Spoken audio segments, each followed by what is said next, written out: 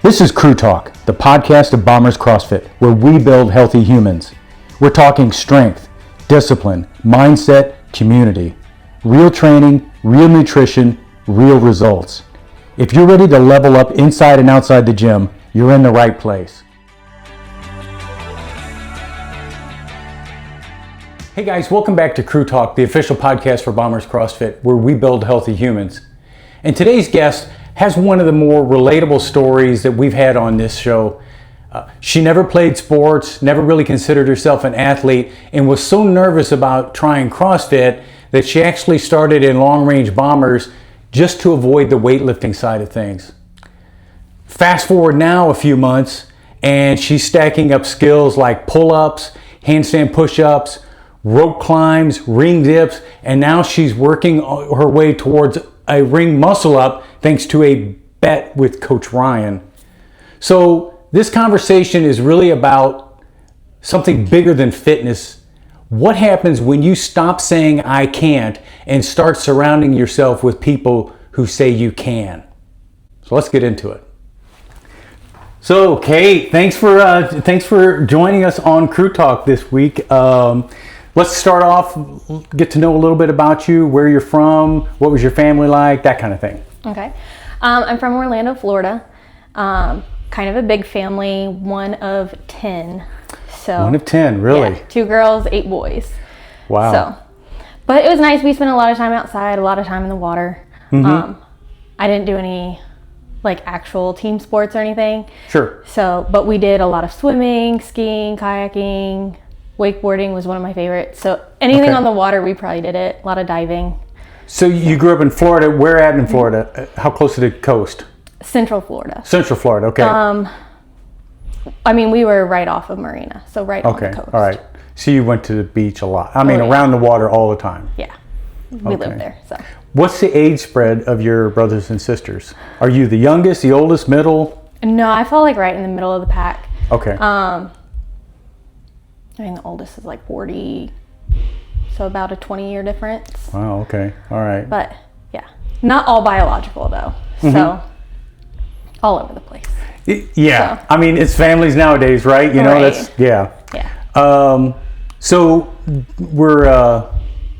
did you get along good with your brothers and sisters, or? Yeah, for the most part, this is going to sound really Alabama, but for the most part, like, a lot of them were biologically cousins, so we were still like close in the family. We just had like a hot mess family, so they lived with us, and they were. We acted more like brothers. So okay, all right. But yeah, got along. We were always out on the water together. Did a lot of things together. Yeah. Yeah, and so you grew up there, and then what brought you to Ohio? How did you get here? School. I came up here for college, met Ryan, and then stayed. Once I moved up in the month that we ended up getting married was the month that I moved into Ohio. So stayed ever since. And you went to Cedarville, is that right? Mm-hmm. Okay, all right. And how was that? Did you enjoy the experience, or? Yeah, it was very weird how I got into it. I didn't even know that it was like a religious school going into it, which was really weird. Mm-hmm. But I did little to no research. I was going to go out somewhere in Oregon and vetoed that idea like last minute. Okay. I don't even remember the process of how I ended up getting there, but yeah, it's very crazy. And what did you major in college? Psychology. Mm-hmm. Okay, all right. So I started, when I moved up to Ohio, I was actually working on the psych ward. Okay. And I loved it. Yeah. That sounds like that sounds like intimidating, you know? That would be, I think it'd be kind of like a rough experience, or I don't know. It was really fun when I first started. The first couple of years, it was everything that I had studied. Like, we had a lot of interesting cases and stuff like that. I think the biggest problem was once COVID hit and that took over, it ended up switching. I worked through COVID, and we ended up getting like dispersed onto, so I was a behavioral analyst. Okay. So I did a lot of the I was in the ER assessing them, seeing whether or not they even needed to go onto the psych ward or whatever, or if they just needed to stay for medical. And I really liked that aspect, but when we switched back after COVID and the psych ward kind of went back to normal, it ended up turning into more of a drug use kind of rehab center, which is what I was not really into. And so okay, all right. So substance abuse wasn't kind of what drew you. It was more right. Yeah, I see. It was more like the actual medical. Yeah. And so now you work at a school, and what do you do there? I mean, it's kind of along the lines, right? Or yeah. So I focused with autism. Like that's where I did a lot of my studying. Yeah. And so I work with anybody with severe learning disabilities now. So like autism, Down syndrome, those are my main two client groups. Anyone that needs like extra support in the classroom. So very similar. Yeah. And that's really important work. I mean, because those cases have become so prevalent now. Maybe it's just we hear more about them. I don't know what it is. You know, when I was a kid, it wasn't kind of like that. But now it seems like there's more and more. Yeah, and it's a much more broad term now. Like it's changed over the years a lot. So it's kind of, the umbrella of it has widened a lot. Yeah. So yeah. But I'll say, I mean, when I was a kid, you know, I used to put people in separate rooms and you never interacted. Nobody else interacted with them ever, you know. And that's not really the kind of the methodology today, right? I mean, you try to mainstream them in normal classrooms and... Yeah. I guess. There is still a lot of... It depends on the severity. There's a lot of separation still, just because it's so hard with someone who's 12 years old, who's like a typical 12-year-old. Doing math with them is very different than doing someone who's functioning at like a kindergarten level. So like they can't be in the same classroom. So there is still separation there, but I see. Okay. But with like school events and stuff like that, we try our best to like interact and get them in the same events. They have all the same opportunities and stuff like that, so they can still interact with their peers, but it's just not in the classroom that it's the same. Yeah, which I think ultimately puts them in a better position to one day, you know, live a normal life, you know, where you have a job and they interact with people and, you know, I mean, they're just kind of, you know. Yeah. So you said before that you were active in like water things and stuff, but not really sports. Correct. So what was fitness for you before you found CrossFit? I mean, how would you describe it? Did you ever go run on the treadmill or? No, not at all. I actually laughed because I was watching, I think it was Chad talking about doing the hurdles. Yes. And so I tried track once in middle school, and I had to do the 300 hurdles. And there was a girl next to me doing it, and she crashed into her hurdle, rolled into my lane, and then crashed on top of me. And so I ended up tearing my hamstring. And after that, I was like, I'm not meant for sports. I'm not meant for any of this like working out stuff. Like, I'm gonna do my own thing. Yeah. And it wasn't until college when Ryan started working out with a group of guys. And I mean, they were just doing like the typical like 24-hour gym kind of style. Like that's what we have on campus. Right. And, they were lifting like super heavy weights, and I was just like, you have fun with that. So we did a lot of team stuff. Like our friend group would often play like volleyball and stuff like that, like very low key. Yeah. I would even say lower than beginner kind of a style. But yeah, we played sports together, but we weren't super into it But just for fun. I mean, you just, you know. Yeah, not being competitive, not joining a league or something like that. Yeah. It's like what we throw together here. Like if we had like a big event and when we set up the volleyball net, like we'll always take part in that. Sure. But that was like what athletics looked like for me.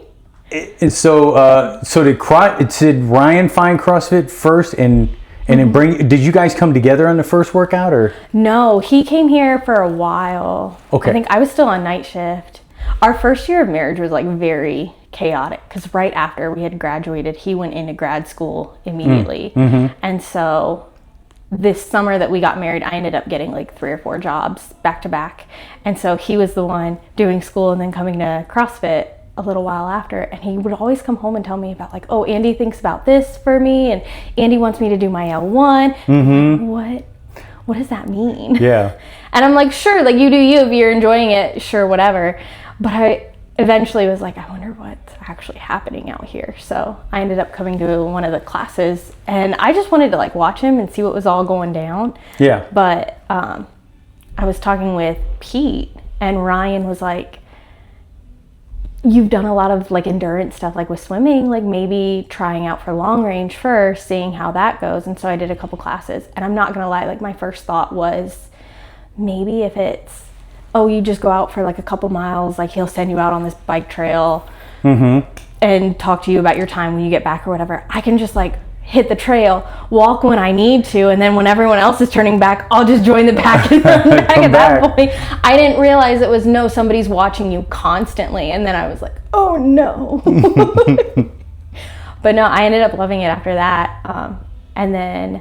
So regular CrossFit intimidated you, but you thought, well, maybe the long range thing. Yeah, because I thought I could like go hide out on the trail and no one would ever see me like walking or any of that. Because when I saw everyone on the floor at the CrossFit gym, I was like, oh, I don't want people watching me. Yes. Like, I don't want anyone to see what that would look like. I didn't even imagine what that would look like at the time. And so I was like, oh, maybe I don't join with a huge group and I just go out, and it's like more do it on your own kind of style. And I learned very quickly that was a lie. Yeah. It's not how that worked. But you did long range and you stuck with that for a while, or? Yeah, about a year, I think, before I actually started with CrossFit classes. Okay. Yeah. And what finally made you think, you know what, I could just do the regular stuff? I think a lot of... Because, I mean, Long Range Bombers really was regular CrossFit anyway, I mean, for the most part. Yeah. I actually remember I had a lot of conversations. I was watching you do a lot of coaching during it. And when Patrick was coaching here, he would always talk with me a lot. When Ryan first started coaching here, it was always, he did 3:30, Patrick did 4:30, Ryan did 5:30, and then Patrick did 6:30. Or like, they were the afternoon crew, so they were always bouncing off of each other. And so for a while, I would just sit on the couch and have conversations with Patrick while Ryan was coaching. And eventually that's what I was like, you know what, maybe I'll just try it. And he worked really hard to get me into the classes too. But I was like, you know what, I'll try it. I'll see what happens. And so what do you remember from your first couple of weeks as doing regular CrossFit classes? Oh, I don't know. It was such a blur. Was there certain things that you enjoyed more than others, or? I don't remember that much. I think it was just Ryan just kept talking to me to get back into it. And I wasn't, like, I was miserable after the workout, but I wasn't like upset with it or like I was willing to come back and keep working harder. I think it was deadlifts that initially got me like, oh, I can keep like adding weight to it. Like, I wonder what I can actually do. And so I think deadlifts were one of the first ones that we ended up trying outside of class 2 of like, it's not that scary. And then once I got a little bit heavier with the deadlifts, then the other movements didn't seem as scary anymore. You know, I think deadlifts is a good move because it's a simple movement, really, you know, but it's one that it gives you feedback that makes you feel strong. You know, you think, well, it's 150 pounds on that bar, you know, I mean, that's a lot of weight, you know, I mean, if you think about it, it's really a lot of weight, you know. So I think it's kind of rewarding like that, you know. And then like a 55-pound squat or something doesn't seem as bad. No, that's right. After you've like, oh, this bar could have been a lot heavier. Like, it could have been a lot worse, but. So how was the process where you suddenly started thinking to yourself, you know, I'm not terrible at this? I still think that about me. Oh, come on now. No, yeah, I genuinely do. I don't know. There's always something I can work at, something that I'm trying to work at. Right. I don't ever think, I mean, okay. But there are times when you do something and you think, well, I really did pretty good on that. Someone did compliment my box jumps the other day, and I've been working at those, so I was like, you know what, maybe I can die happy now. Like, I've made it. I've done a good box jump, so maybe that. That's not a bad thing to be proud of, you know? Yeah. After seeing like all the scars that people have had from falling off the boxes, I've been like terrified of them. Yeah, that's true. So yeah. Invariably that happens, you know. I mean, everybody misses one somewhere along the line. Hopefully it's not a bad experience, but yeah, it does happen. So what do you think, do you feel like you've matured as an athlete at this point? Do you think like you've really made progress, or can you look to things that you have achieved? I wouldn't say that I've matured. Like, I've made progress, but I wouldn't call myself like a matured athlete, I guess. Okay. And it's kind of funny. I tell my mom whenever she's talking, she loves telling people that like Ryan does CrossFit and Ryan's doing all these different things, and when he gets all these different things and skills, and I'm always like, okay, you can tell people that Ryan does CrossFit. You can't tell people that I do CrossFit. I go to a CrossFit gym. I do the CrossFit workouts, but that's just so I don't have to count my calories when I'm eating my ice cream. Like, I'm not doing it to do all the competitions and stuff like that. Right. Like, okay. that's his side. And so because I see so much of that and like what a high level athlete looks like, I'm just like, that's not me. Like, I can make progress, but I'm not, I don't know, that's what I would call like a mature athlete. I think you're selling yourself a little short. You've RX'd quite a few workouts. I know you RX'd Karen once. I know you did that. And Ryan hasn't, and I still hold it over his head. That's right. Yeah, I mean, and Karen's one of the tough ones, you know? Yeah. And I guess part of my problem too is like, I see myself as, in the past couple of months, I've been making a lot of progress towards certain movements too. Yep. Like, I just got a pull up for the first time. Mm-hmm. I got a ring dip for the first time. That's great. And yeah, and like, I'm super proud of those, and I'm glad that like I'm getting better, but I just see so much work ahead of like where I could go with it too. That's a great thing about CrossFit though, is that there's so much new horizons, new things to master, you know? Yeah. Yeah. But but the things that you've achieved, I mean, pull up, you know, for women, I mean, you're in the upper echelon of women, even in your age group, if you can do a pull up, you know? Because I mean, you could probably grab 50 women and not a lot of them could do pull ups, you know? Mm-hmm. So if you can do one, that puts you in the upper tiers of that. If you could do a ring dip with it, that's even more so, okay? Because ring dips are even harder, you know, typically for women because they don't have as much upper body strength as a man does, you know, that kind of thing. Yeah. So that's impressive. Yeah. So, but I still have like a lot of room to grow there, and we'll see. Absolutely. So you also got a rope climb recently?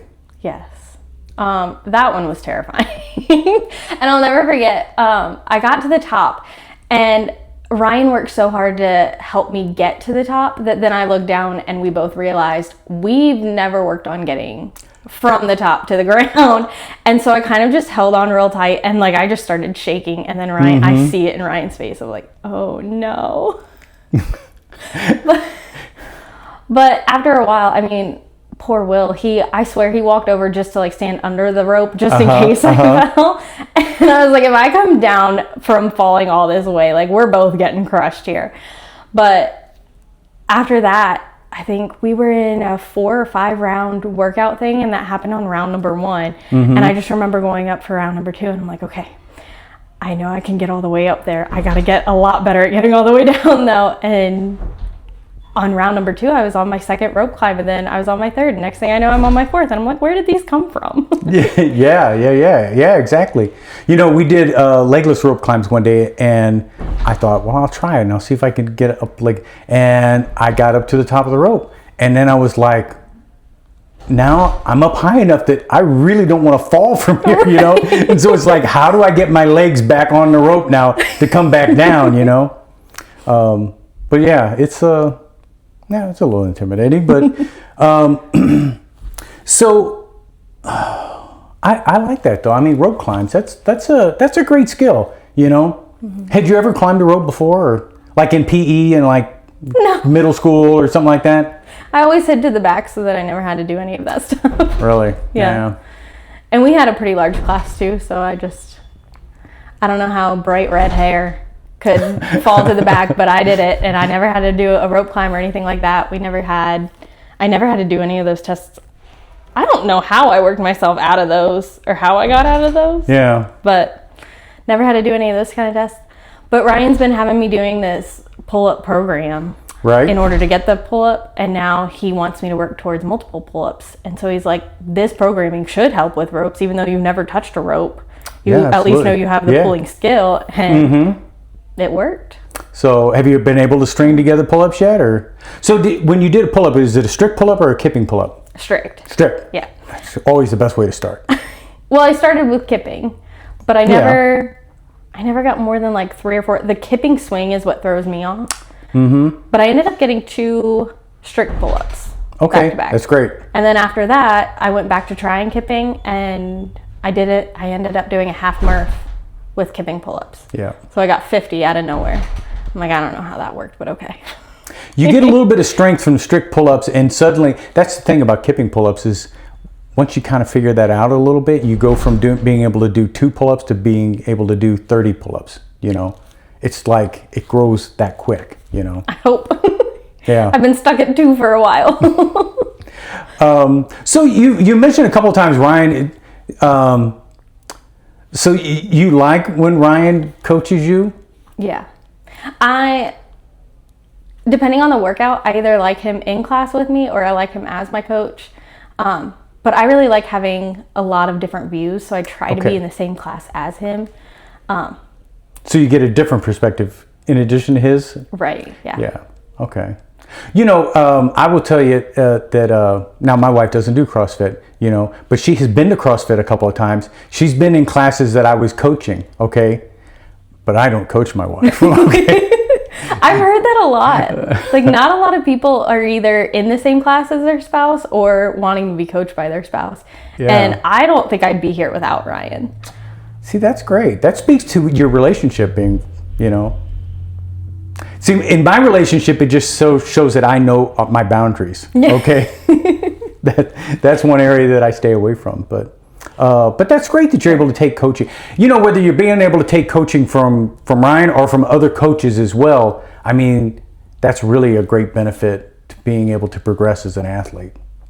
Well, I know I could not do this on my own. Like, I don't know how people show up to like the 24-hour gym style thing and just like make their own programming. I would have no clue where to start. I would have no clue what I'm doing wrong.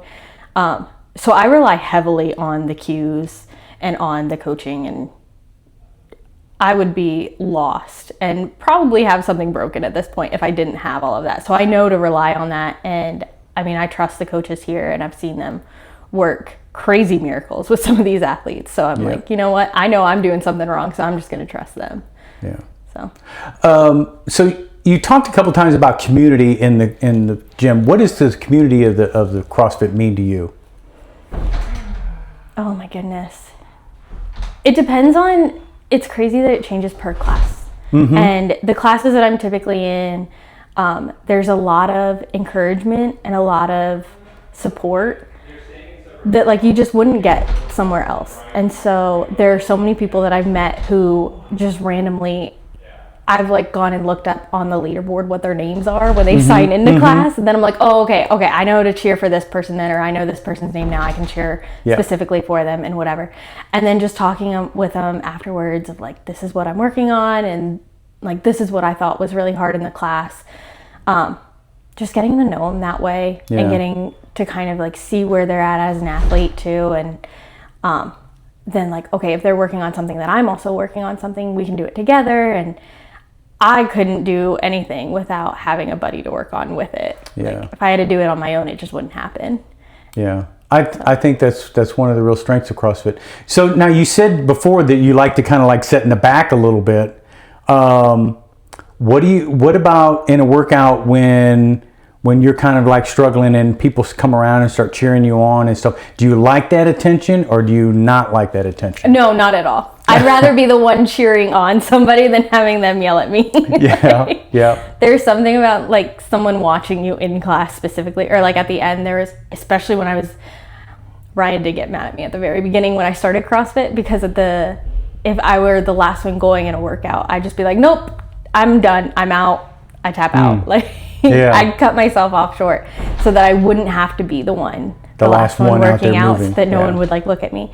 But then after a while of like, no, they were like cheering you on, they were encouraging you and stuff like that. It got a little bit better, but I always hated when it was they're looking at me. Yeah. They, Do you know a lot of times when people are watching you, they can come back and give you some great feedback on mistakes that you're making, and that's a great way to grow, you know? Yeah.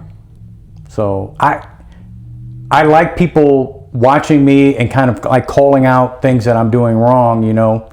Although 9 times out of 10 in the middle of a workout, I don't have the ability to like listen and understand what they're talking about, you know?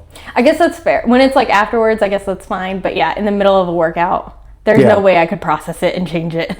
Yeah, I get like this fog going on, and it's like, you know, it's like Charlie Brown's teacher. It's like, wah, wah, wah, wah. I was like, I don't know what you're saying, you know? Half the time I think like someone's also singing along to the music. Like I'm probably dancing in the back of the class, which is why I'm back there. So then if I think that you're talking to me, I'm probably thinking, oh, we're just like singing along to the music. Okay. Yeah. So how have other coaches beyond Ryan, how have other coaches helped you out in your journey, so to speak?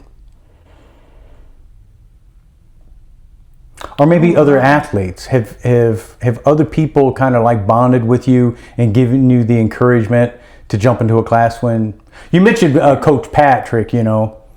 I guess with Coach Patrick, it was always really nice because he would pull me into the class and then be like, whatever you're doing, I'm doing. And so like, we'll do it together kind of thing. And so it was I'm willing to come alongside and work with you to get you to do any part of it. And so I guess it depends on the coach. From like you, I got a lot of one-liners from you in your warm-ups that still stick with me. For Andy and Greg, it's a lot of the cues that stick with me. So it really changes depending on the coach and depending on their style. They all have different styles, but there's a mix of all of it that work together. Yeah.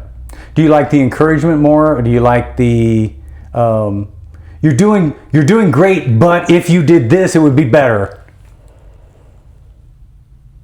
I don't know. It depends on the skill too, and it depends on the workout. I'm more of a just like tell it to me plain. So kind of you need to fix this now. That's gonna work because it's gonna terrify. Like I don't want to let a coach down, so that's gonna terrify me more, and that'll usually get me into shape. What do you think's the biggest kind of area that you want to work on? Is it strength? Is it coordination? Is it what do you think? Probably coordination. I think that's my weakest point right now. And that's why I just can't string a lot of the movements together. I feel like I need to work on it all. And this is where I say I don't think I'm a mature athlete because there's so much for me to work on. Yeah. But yeah, I think coordination would go a long way right now. And then strength would follow in it if I had that coordination to begin with. Yeah. Like it's always, what's the phrase? What's the like typical CrossFit phrase where it's like movement, something, and then intensity? Consistency? Like, Mechanics, consistency, and intensity. Yes. Yeah. So like working on the mechanics right now. And then like everything else will follow, especially with the intensity, like, and then the strength will come after that. So. Yeah, absolutely. I think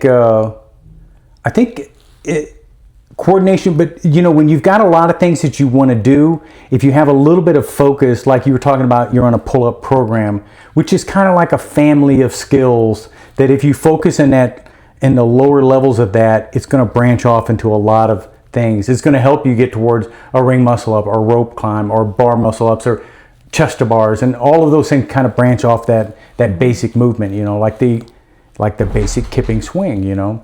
What really surprised me was the handstand push-up. I got a handstand push-up before I got a pull-up, which shocked a lot of people because usually it's the opposite. And so the fact that I was doing like all of that baseline strength and conditioning stuff, I just flipped upside down, and Ryan's like, why don't you go for it? Like, try to just push up, see what happens. And then it happened. And he's like, how did that work first? Like, clearly you're doing something wrong on the pull-up if you got a strict handstand first. Yeah, so. Well, you know, it's a different movement, you know, but it just means that you're stronger than you think you are, you know. Yeah. So I'll take that. So what about training partners? If you got a couple of people, you said you couldn't do this without a buddy, you know. Are there certain people that you're like, I really want to work out in the class with this person, or this is the person that I want to partner with if I have the chance to? I'm getting better about that. I used to only partner with Ryan, and like I wouldn't come to class on days where if he wanted to partner with somebody else, I'd just be like, okay, then I'll just go do my own thing. I'm getting a little bit better about that. I branched out a little bit and I tried partnering with Mitch on a Saturday WOD. Yeah. And then I realized he almost tried to kill me. But I'm just so used to, like, I have such an understanding with Ryan when we partner of like how much he's expected to do, how much I'm expected to do. Yep. He knows like, okay, what my limits are and when he needs to start taking over, and sometimes he'll do 2-to-1 work instead. And then I had Mitch the other day who went super fast on burpees, and I just tried to keep up with him, and then I realized I'm the one giving him so much extra time and so much extra rest, and then it's screwing over me because then he can go faster on the burpees. I'm like, you know, we got to work through this a lot more before I start branching out with other partners. The you go, I go workouts, you know, there's always an engine and a caboose, you know, and you're one or the other, okay? I've been to caboose many times, so. I was on like a different track from him. Yeah.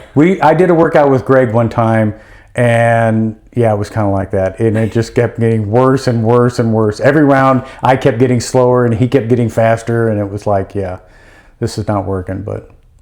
But you know, it's good to partner with different people all the time, because sometimes you might find that you're faster than that person on certain things, you know. So sometimes you get to be the engine. I'll try it. I'll work it out and see. I'll start branching out more. Yeah, I mean, I know the thing that used to intimidate me was I didn't want to be partnered with somebody if I was going to I thought I'd ruin your workout. Okay, I'm going to slow you down so much that you're not going to get good work. Well, that's really not true, okay? They're just going to go faster, okay?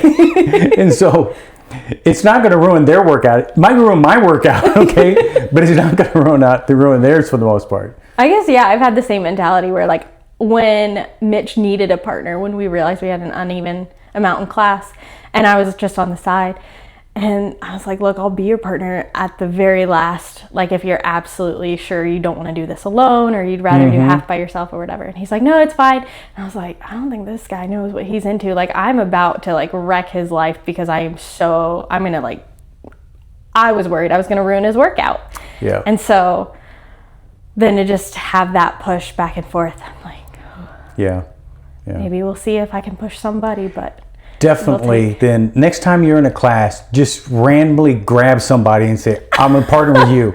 Just the first person you make eye contact with, just partner with them. Whoever it is, especially if it's Greg. Partner with Greg one time, okay? Yeah. If you can convince him that would be a good idea, I would love to see that. I could definitely convince him of that. Oh, yeah. Yeah, if you've not learned, Greg is very easy to convince of things, okay? You just got to challenge him, okay? And then I've seen what he does as Ryan's partner. I couldn't. I would actually die. Yeah. No. I'm serious. So just partner with people, you know, because, you know, everybody else is thinking the same thing that you're thinking, you know, and so it's not going to be a problem. But you should do that for the buff this year. So now, because Ryan is partnering with somebody else. No, he's running the buff this year, so he can't do it. Ryan and Trent are in charge. And Ryan's always been my buff partner, so now. So who are you going to partner with then? I wasn't going to do it. I was going to offer to judge. Really? So, yeah. Oh, you should do it. Or just do like my little... You know, Dean wanted to partner with me. You should partner with Dean. I'm serious. We'll see how it goes. Okay. I know Ryan wants me to partner with Ben, but I don't think Ben could be convinced that that's a good idea. Yeah. That would be good. I mean, Ben would probably do like 2 of the reps, and then Right. you do 1 rep, and then okay, I'll do 10 and you do 1, and yeah. But no, partnering with other people is a lot of fun, you know. And it's a team of 3 now, isn't it? It is 3, So, yeah. I don't know.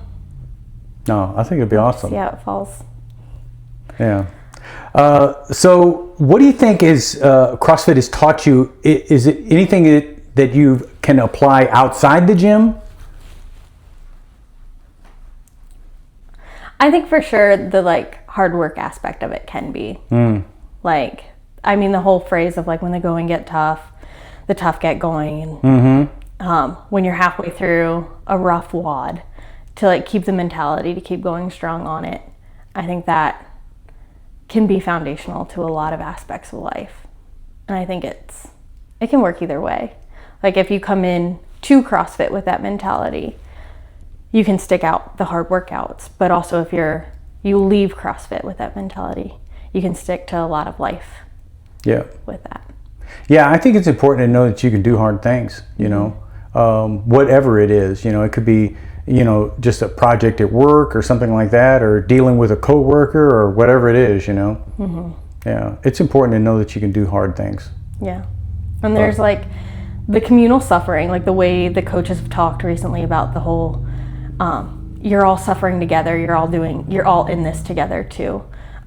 Spreading that out through multiple aspects of life kind of works well when you kind of sit down and you look across the table and you're like, we're doing this together, we're in this together, we're both going to suffer in it together. So that's why in military basic training, you know, so the way to build camaraderie with people, it requires 2 things. It requires shared suffering and laughter. Okay, those are the 2 things that you need in order to build camaraderie. And that's why whenever you go to military basic training, they put you in situations that are going to provoke those 2 things. And that's the purpose of it. I would love to see how they provoke laughter in that. They do in a lot of ways, you know. Yeah. Normally it's somebody else's expense generally, but you know, but yeah, that's typically. So what would you say to someone if you're in a class and you look back and there's somebody with or without red hair that's like hiding in the back, you know, trying to be invisible, you know, when it's ring muscle up time and they don't want to come up and grab the rings or try? What would you say to that person? Oh, I don't know. I'm still kind of there myself. Like, I mean, I'm in this whole bet with Ryan because I said I'm never going to have ring muscle up, so why do I even need to be on the rings? And he's the one who like pulled me out of that. I have no clue how I would try to pull somebody else out of that. I'd probably just go back and join them. Like, we'll be back here together. So what are you going to do if you're going to get a ring muscle up? I believe that. Okay. What are you going to do when you do? I don't know. I mean, so our bet is if I don't get one, I've earned cheesecake for trying. But I have to tell Ryan that he was right if I did do it. I don't know what that means for me as an athlete, though. Like, there's so much to work up to in order to get that, and so many other PRs. Like, I just got toes to bar recently, and like that's unlocked a whole new skill level. And so I have no clue what even looking at an athlete perspective of what I could be capable of doing would be insane if I could actually get one, let alone like cycle them. Yeah, because it's all the things that you're gaining to get to that point, you know? Right. Because, you know, it's really not about ever getting a ring muscle up. It's about all the work that you put in to work towards it, you know? I mean, that's where the benefit comes from, you know? It's the work, so. It's been a lot of work. That's good, though. That's good. I mean, so you've been doing this for 6 months, right? So, and you've got 6 more months to go. Yeah. Oh, that's crazy to think that I'm at the halfway mark. And you got toes to bar? I never thought of it, yeah. Can you string toes to bar together? No, not yet. Okay. That's the next big thing. Yeah. And it's all part of like the kip swing. Like I need to work on the kip swing altogether. Exactly right, yeah. If you master the little thing all of the other things come with it. You know, they become simple at that point. But you got to master that kip swing. Right. Yeah. And like the timing of everything. That's exactly right. Yeah. It's all about timing and breathing. Breathing's the other key thing to it, you know, because toes to bar are easy. Sets of toes to bar are easy when you're not breathing hard. Okay. When you're starting to breathe hard, then everything becomes harder, you know. So what's one thing that you've learned about yourself through this fitness journey? Oh my goodness.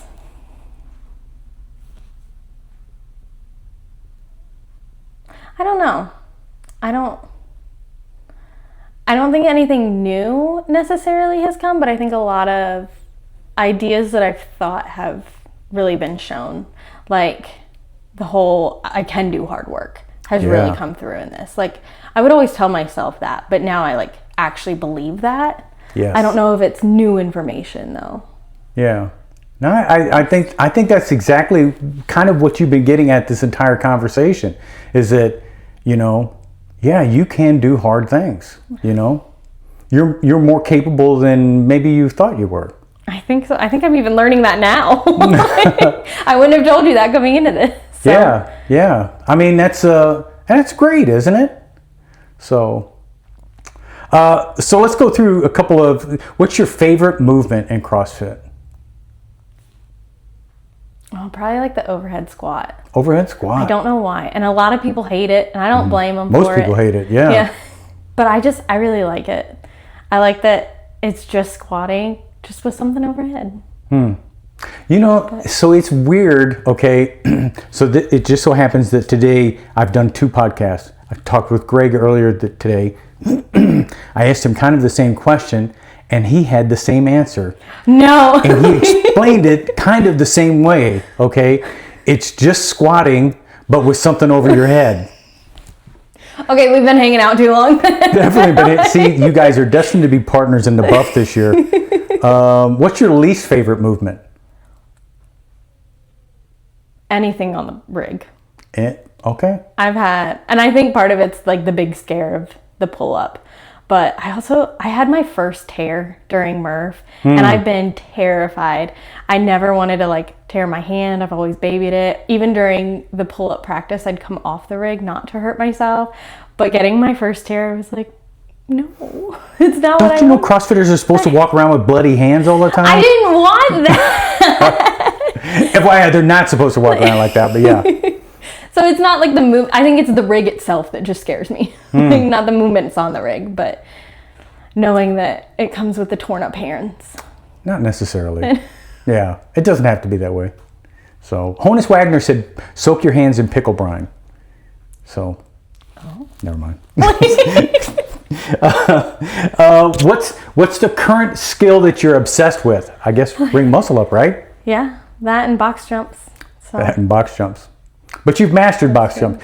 How high of a box jump? How high of a box jump? 20 inch? Just 20, yeah. Okay. So 24 is the next horizon, or? I've never thought about going higher, so we'll see.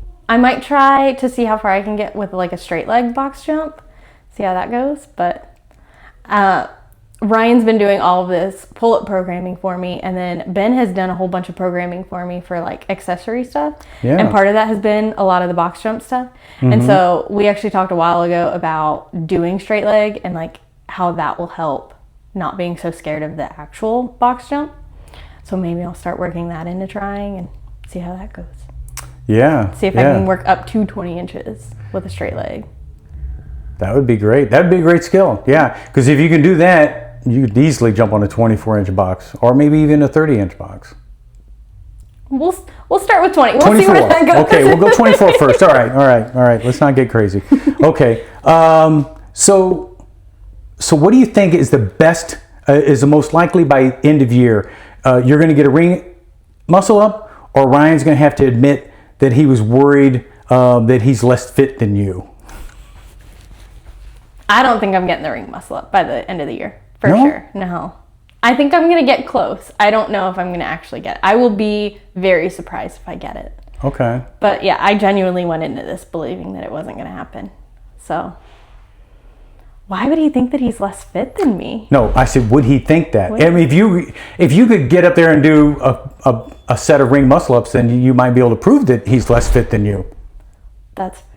Well, he's also got a bad back. Like, he's going downhill fast. 30 hit him like a train wreck. So I might actually end up being fitter than him for a while. I think I told him the other day that 33, you can still claim to be young and up until 33.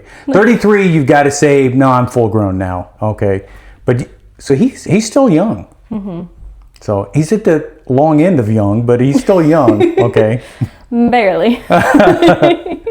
Have you turned 30 yet or? Not yet. Not yet. I do this month, so we'll see. Oh, this month? Yeah. So I got to start. I've been giving Ryan so much crap about like, oh, I'll have to buy you a walker here soon. Because he was like in so much pain just sitting and standing. That's not good. I don't even know how he messed up his back fully, but I've been making fun of him the whole time. And so now I'm like, I got to start calming down with that because I'm hitting 30 here soon. Yeah. But I'm still young, according to Daryl. That's still right, young, still so. young, yep. So finish this sentence for me. CrossFit is worth trying because blank. How you'll surprise yourself. I like that. I think that, yeah. Yeah. I mean, that's the number one thing for me. I've surprised myself in the last year with all of this, so. Yeah, that's great. That's the best. Yeah. All right. Well, Kate, hey, is there anything I didn't ask you about that I should have asked you about, or? No, I think you asked a lot of good questions. Well, I'll tell you what, I've really enjoyed this conversation. Thank you very much for doing this. And you did a great job. See, you were worried about this, but you did great. Thank you. Yeah, it's been fun. All right. And that's it. That's all there is to it. I am sweating so much. Really? That's it for this episode of Crew Talk. If you got value, share it with your crew. Want to train with us? Head over to bomberscrossfit.com and come see what we're building. Stronger every day, better every rep. We'll see you in the gym.